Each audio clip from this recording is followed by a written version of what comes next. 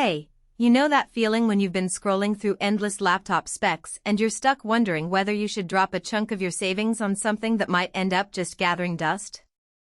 I've been there, especially when you're eyeing a gaming-ready machine that also claims to be a productivity powerhouse.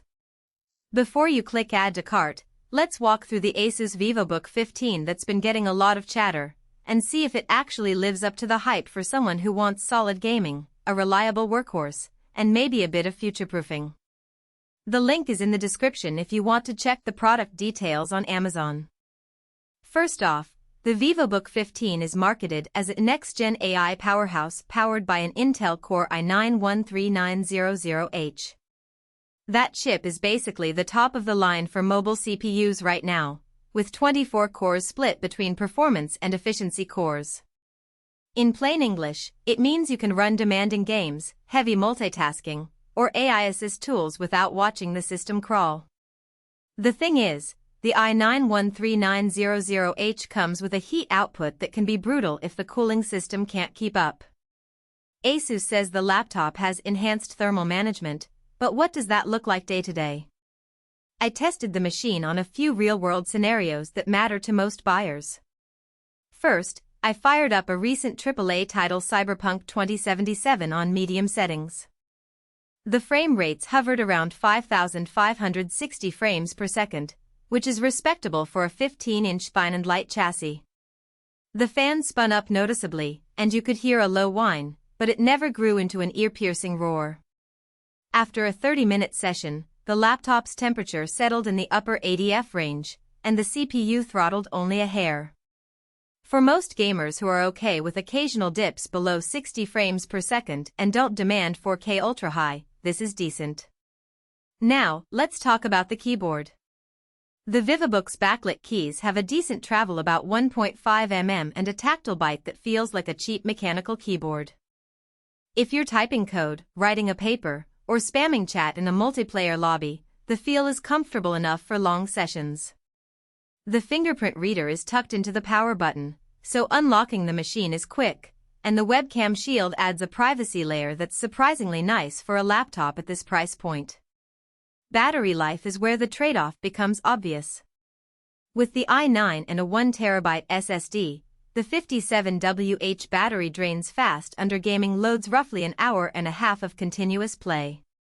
For productivity work, browsing, office apps, light photo editing, you can stretch it to about 6 hours, which is okay for a day's worth of coffee shop usage but not a full-on Thigo day. If you're looking for a machine that can handle a long flight without a charger, you might be better off with a lower-tier CPU or a dedicated Ultrabook. Portability is another practical point. The 15.6-inch screen keeps the footprint manageable, but the chassis is a bit on the heavier side at around 4.3 pounds. Carrying it around campus or to a co-working space isn't a nightmare, but it won't feel as light as a 13-inch Ultrabook. The included connectivity hub, USB-C, HDMI 2.1, Ethernet, and a full array of USB-A ports means you won't need a dongle for most peripherals, which is a boon if you're connecting to multiple monitors or external storage while gaming or working. So, who should buy the ASUS Vivobook 15? If you're a college student or a young professional who wants a single machine that can smoothly transition from a spreadsheet to a gaming session, this laptop makes sense.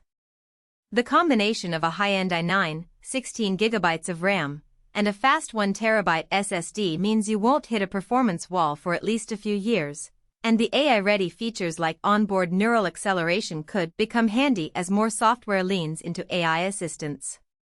It also fits well for creators who dabble in video editing or 3D rendering, because the CPU and SSD will keep render times reasonable, and the FHD display, while not color-calibrated, offers enough detail for hobbyist work.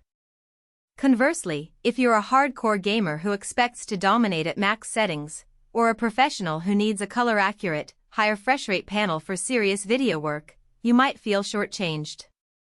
The 60Hz FHD screen lacks the 144Hz refresh that competitive gamers crave, and the lack of a dedicated GPU relying on the integrated Iris-A graphics means you'll hit performance ceilings sooner than you'd like. Also, if you travel a lot and need all-day battery life, the Vivobook's power draw will be a constant nag.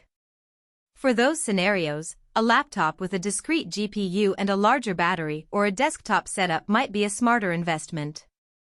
The strengths are clear: raw CPU power, a reliable SSD, a solid set of ports, and a practical blend of features like the fingerprint sensor and webcam shield. The weaknesses are equally apparent: fan noise under sustained load, modest battery endurance, and a display that's decent but not spectacular for high-f gaming or color-critical work. One practical observation I made was that the laptop's heat vents stay relatively cool on the sides, but the keyboard can.